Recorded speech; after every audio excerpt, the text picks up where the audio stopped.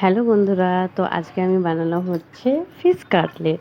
হঠাৎ করে অনেক দিন পর মন হলো খেতে। যখন আমার মেয়ে পেটে ছিল তখন বানিয়েছিলাম, আর প্রায় 3.5-4 বছর পর আবার বানাচ্ছি। তো দোকান থেকে কিনে আনতে চাইছিল তোমাদের দাদাভাই, তবে আমি বারণ করলাম যে না, আমি ঘরে বানিয়ে নেব। দোকানের মতন টেস্ট না হলেও তবু ঘরেরটাই বেটার। তো যাই হোক, আমি ধীরে ধীরে দেখতেই পেলে কি কি করলাম। পেঁয়াজ ভাজা করে নিলাম, ওর মধ্যে একটু আদা রসুন বাটা আর কাঁচা লঙ্কা পেস্ট দিয়ে দিয়েছিলাম।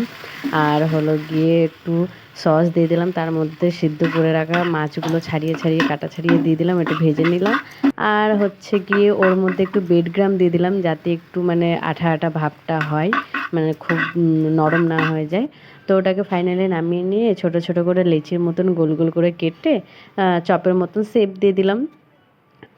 কাটলেটের মতন শেপ দিয়ে ওটা হলো গিয়ে ডিমের মধ্যে দিয়ে একটু আমি হলাম গিয়ে বেডগ্রামের মধ্যে কোট করে নিলাম, আর তেলের মধ্যে ভেজে নিলাম, গরম তেলের মধ্যে। আর উঠিয়ে নিয়ে আমরা খেয়ে নিলাম সস দিয়ে। আর স্যালাডটার মধ্যে পেঁয়াজ আর শসাও কেটেছিলাম।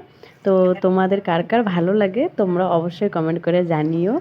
আর আমার ভিডিওটা যদি তোমাদের ভালো লাগলো তো অবশ্যই লাইক কমেন্ট সাবস্ক্রাইব করো। আর যারা নতুন আছো তাদেরকে বলছি সাবস্ক্রাইব করে পাশে থেকো।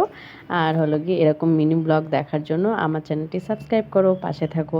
আর দেখা হচ্ছে পরের ভিডিওতে, ততক্ষণ সুস্থ থেকো, ভালো